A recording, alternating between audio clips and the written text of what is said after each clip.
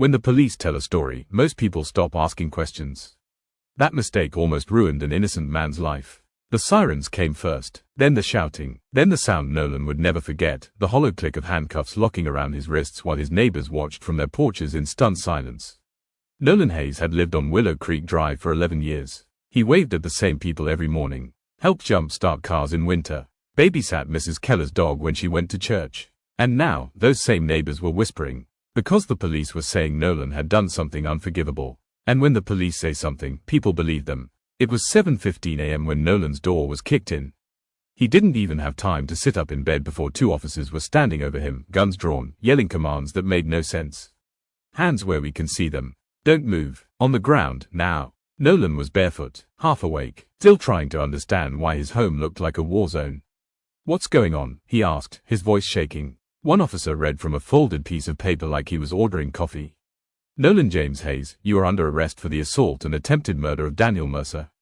The words didn't register. Attempted murder. Daniel Mercer was Nolan's co-worker at the shipping warehouse. They weren't friends, but they weren't enemies either. They barely spoke outside of work. I didn't do anything, Nolan said. The officer didn't even look at him. You can explain it at the station. The story everyone heard. By noon, the story was everywhere. A respected warehouse supervisor, Daniel Mercer, had been brutally attacked in the parking lot after a late shift. Beaten, left unconscious, a fractured skull, severe internal bleeding, and according to police, Nolan Hayes was the attacker. They said there was a witness who placed Nolan at the scene. Surveillance footage showing a man matching Nolan's description. A history of tension between the two men at work. The news anchors spoke with certainty. Police say they have the right man. That sentence destroyed Nolan's life faster than the handcuffs ever could. The interrogation room was cold. Too cold. Nolan sat under fluorescent lights for 7 hours. 7 hours of the same questions. Why were you angry at Daniel? Why did you follow him that night? Why did you leave him bleeding? I didn't, Nolan said over and over, his voice cracking.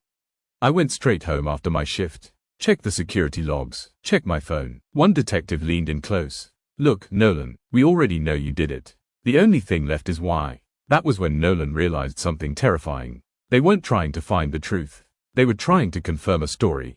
Nolan was denied bail. His mugshot hit social media within hours. People he barely knew commented, lock him up. I always knew something was off about him. Hope he rots. His job fired him by email.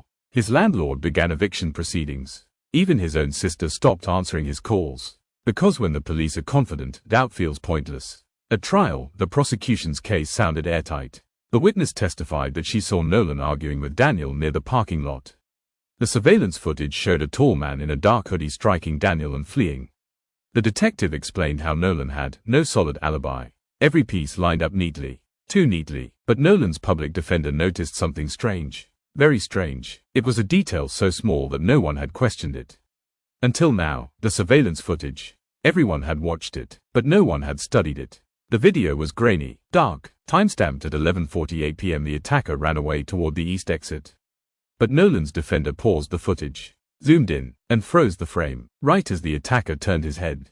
On the attacker's right hand, a ring. A thick, metallic ring with a rectangular face. Nolan never wore rings, never had, but someone else did, someone who wore it every single day. Daniel Mercer, the victim, the beloved supervisor, the man the police had built the entire case around.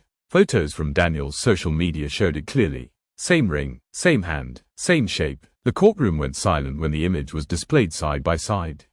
The prosecutor objected. The judge overruled. Then came the medical records. Daniel's injuries didn't fully match the story. The angle of the blow, the bruising pattern, the lack of defensive wounds. It suggested something else. A staged assault, or a fight that didn't happen the way police claimed. Under renewed questioning, Daniel broke. Not immediately, but slowly. He admitted that he owed money. A lot of money. He admitted to being involved in something illegal through the warehouse.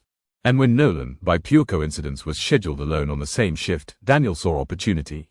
He attacked himself, planned to blame Nolan, because Nolan was quiet, introverted, forgettable, the perfect suspect, and the police. They never questioned it, because the story fit. Nolan was released after 150 days in jail. The charges were dropped quietly. No press conference, no apology, no correction from the news outlets that destroyed his name.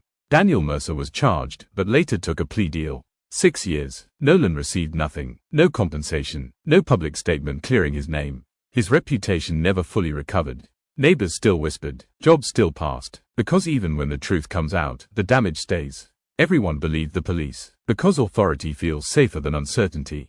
But one overlooked detail, a ring in the wrong place, revealed a truth no one wanted to see. And Nolan learned the hardest lesson of all: sometimes, proving your innocence isn't enough. Because the story people believe is often stronger than the truth itself.